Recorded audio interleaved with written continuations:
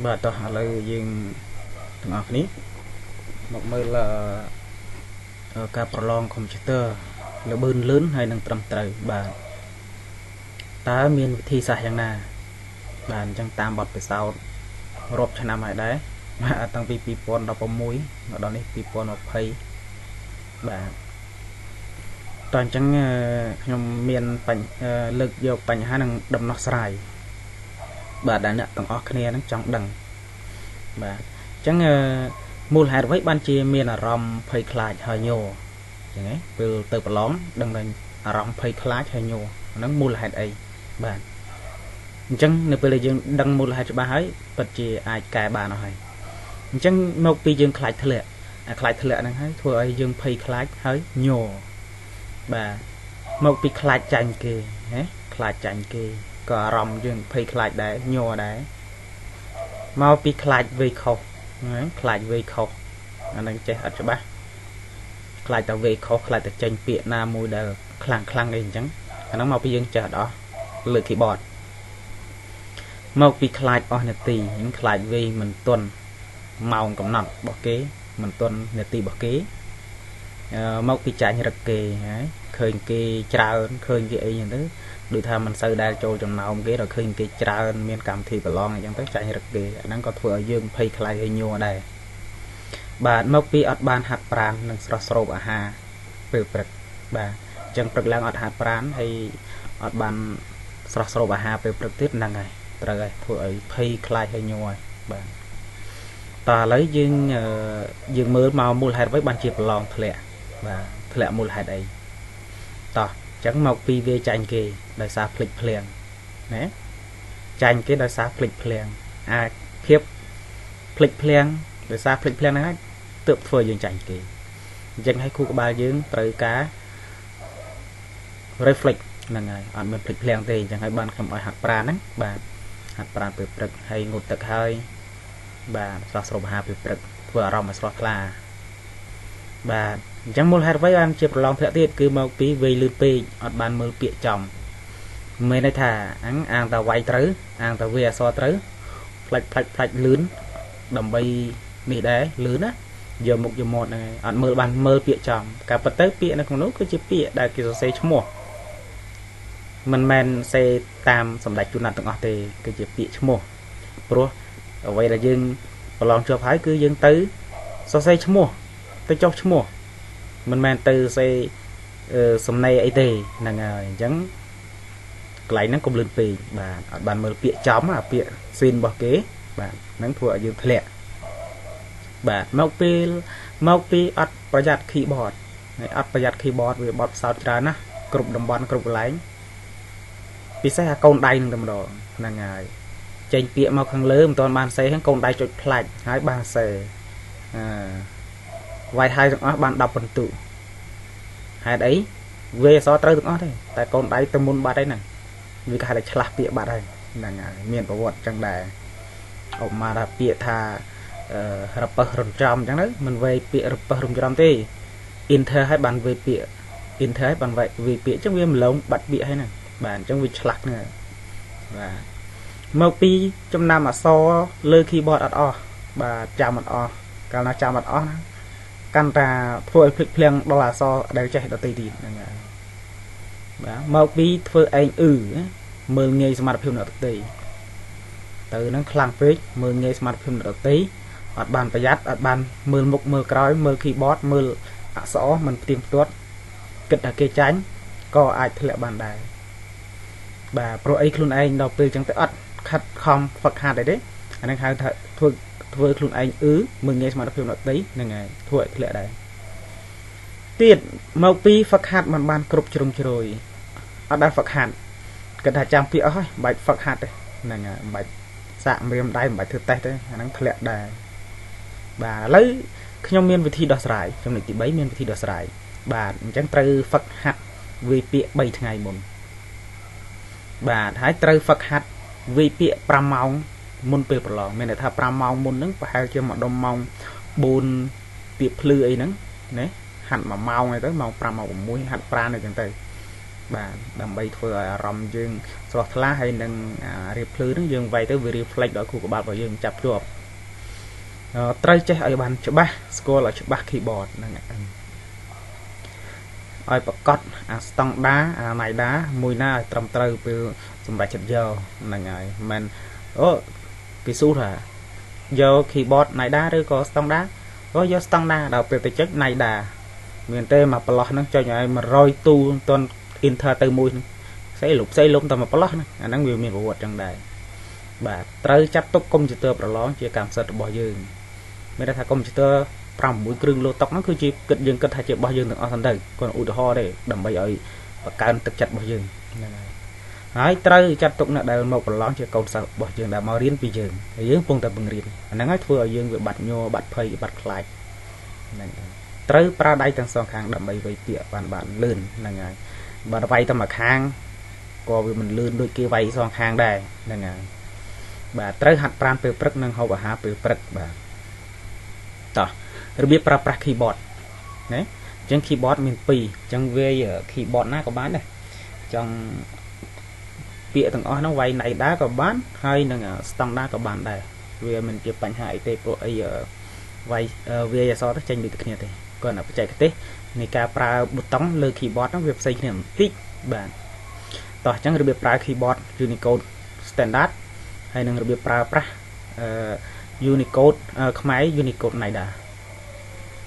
បាទឥឡូវនេះរបៀបវាយអក្សរប្រឡងធ្វើការងារចុះឈ្មោះបោះឆ្នោតបាទអញ្ចឹងប្រឡងអីក៏បានដែរមកចុះឈ្មោះបោះឆ្នោតតែគេដាក់អក្សរអញ្ចឹងណាឥឡូវខ្ញុំយកបង្រៀនមុនដំបូងនេះគឺរបៀបវាយអក្សរដោយប្រើ Unicode standard គេហៅថា standard ឥឡូវយើងត្រូវចំណាំថាសម្រាប់កុំព្យូទ័ររបស់យើងដើម្បីឲ្យវាយចេញគឺយើងត្រូវនេះដាក់ហ្វុងខ្មែរកែបឲ្យហើយអាហ្នឹងសម្រាប់ហ្វឹកហាត់លើកុំព្យូទ័ររបស់យើងណាហើយខ្មែរកែបហ្នឹងបើសិនជាគីឡូបៃរបស់វាតិចពេកគេហៅថា version ចាស់ក៏អត់ត្រូវដែរអញ្ចឹងត្រូវយក version ថ្មីបាទវាមានទំហំចំនួន272គីឡូបៃបាទណាបាទអញ្ចឹងយើង download version ថ្មីនេះខ្ញុំទៅមើល all font បាទហ្វុងនៅក្នុងនោះមានដាក់ថាខ្មែរកែបបាទខ្ញុំសេដាក់ខ្មែរកែបហើយទំហំវា272ខ្ញុំបានបញ្ចូលនៅក្នុងនោះហើយបន្តិចទៀតនេះខ្ញុំនឹងដាក់ឲ្យ download នេះ272នេះ273អាហ្នឹង version ចុងក្រោយហើយតែបើ260ជាងហ្នឹងគឺវាយមកអត់គ្រប់អត់ត្រូវទេបាទអញ្ចឹងយកអាខ្ទុយវាទំហំសាយវាហ្នឹង273ណាមកវាយត្រូវបាទអញ្ចឹងឥឡូវខ្ញុំវាយស្តង់ដាបាទចំប៉ះចំបៃពេលខ្លះឈ្មោះមនុស្សយើងមិនចេះអានត្រូវទេអាហ្នឹងការអានរបស់គេហ្នឹងហើយហើយសេសហ្នឹងមិនដឹងម៉េចមិនចាំសម្ដេចជុនណាតទេបាទឥឡូវ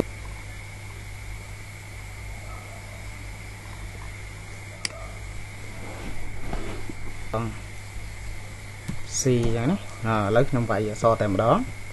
ការងារចូលឈ្មោះឆ្នោតបាទអញ្ចឹងយើងវាយខ្ញុំសរសេរជាភាសាអង់គ្លេសតែម្ដងបាទអញ្ចឹង C បាទអញ្ចឹង C គឺចុចតែ C ទេC M បាទ B C ថ្មិញកដោបាទគ្នាបើកធម្មតាបាទ S C ដក clear បាទ C C M B បាទ C ថ្មិញកដោ C I បាទហើយ enter បាទហណាហណា H ណា H space V C J បាទ A G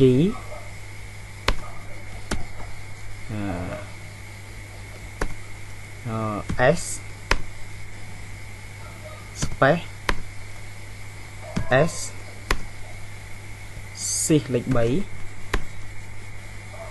C I N enter បាទ B C xí u xí đọ clear xí space nè bạn đó trường vở đi hay đừng ví đi nè làm nào tiếp đi space space nó đã chơi bạn ví xí chế hay é đừng ngao sò chi đó enter bạn bí xí lịch bấy bà xí lịch bấy hái xí ba kniếp xí ba kniếp ba cái lại ní trong dây dây huấn bạn nói riêng xí đằng cự tực bạn bó chụp bó chụp bí bạn về vô ta trên múc bạn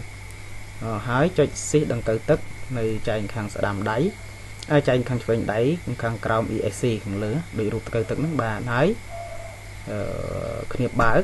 và nâng S độ clear R O đó hay W nâng G enter và bí và đi hới si si lịch bấy và si lịch bấy hới đằng khniệp bá đằng S độ clear O si em si thí n tọ lại tọ mình bí ở ban trận si từ lại nặng bạn tọ xó s xó s si lịch 7 và si lịch 7 hái si lịch 7 hái si tiết si đằng cờ tức và si đằng cờ tức hái si đằng cờ tức hái và W và si đằng cờ tức hái W m độ clear so s si m ví I C space Q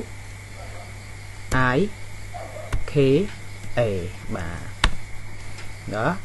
ó bí bà ó bí hỏi dương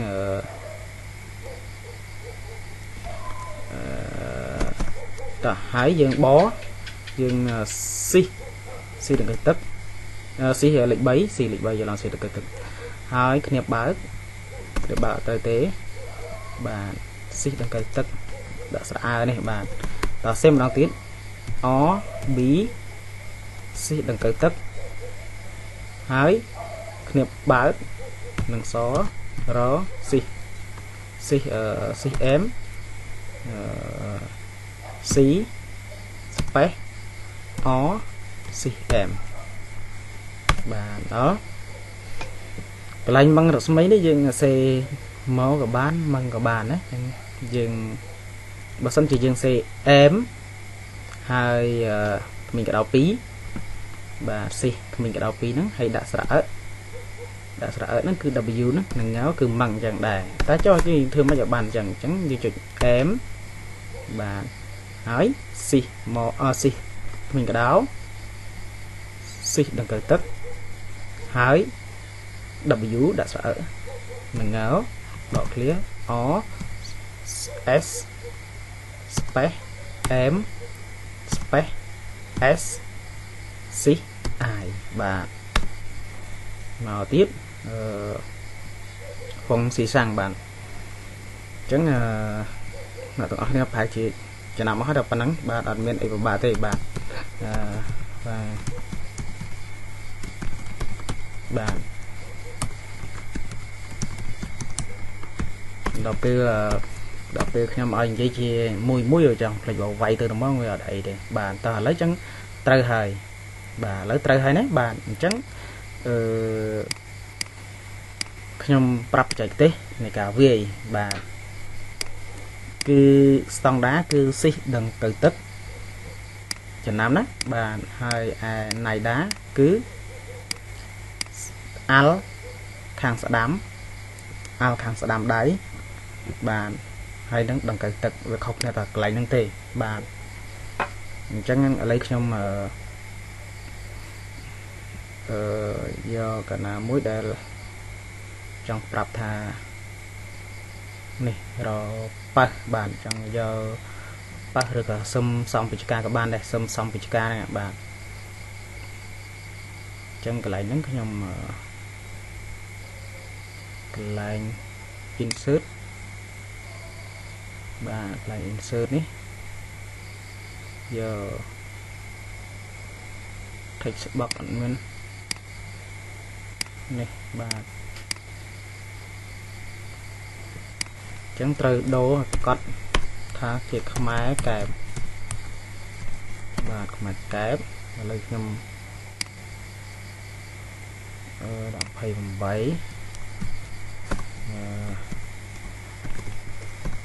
យ៉ាបាទខ្ញុំចង់សរសេរពាក្យនេះមួយសំវិជ្ជការបាទអញ្ចឹងឥឡូវយើងសរសេរពាក្យហ្នឹងតើសរសេរបែបម៉េចបាទវាខុសគ្នាត្រង់ណាហ្នឹងហើយឥឡូវខុសគ្នាត្រង់ណាបាទអញ្ចឹងយើងសរសេរជាភាសាអង់គ្លេសវិញអញ្ចឹង C យើងចុច C ធម្មតាបាទ C ធម្មតាបូកនឹងC លេខ3បាទបូកនឹង C លេខ3បូកនឹង C ដង្កូវទឹកបូកនឹង W បូកនឹង M បាទឥឡូវបានសឹមហើយឥឡូវចូលសំរង S បូកនឹង CM បូកនឹង V បូកនឹង I បូកនឹង C បូកនឹងspace បាទបូកនឹង space បូកនឹង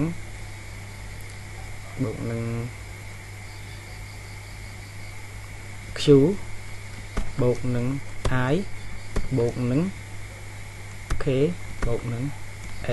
បាទនេះបាទឥឡូវយើងឃើញហើយបាទស្រួលទេមិនជាពិបាកទេបាទនេះបាទនេះឃើញហើយបាទអញ្ចឹងC លេខ3វាត្រូវលេខទុនជ្រូកចឹងហើយបាទ C ដង្កូវទឹកបាទ W តូចចឹងហៅថាអក្សរធម្មតា W តូចចឹងកាលណា M ធំចឹងមានន័យថា CM វាអក្សរធំហើយបាទហ្នឹងហើយអញ្ចឹងអាពាក្យខាងលើហ្នឹងគឺស្មើពាក្យដែលខ្ញុំចុចខាងក្រោមនេះបាទសូមអរគុណfile ក្នុងខ្មែរខ្ញុំនឹងដាក់ link ខាងក្រោម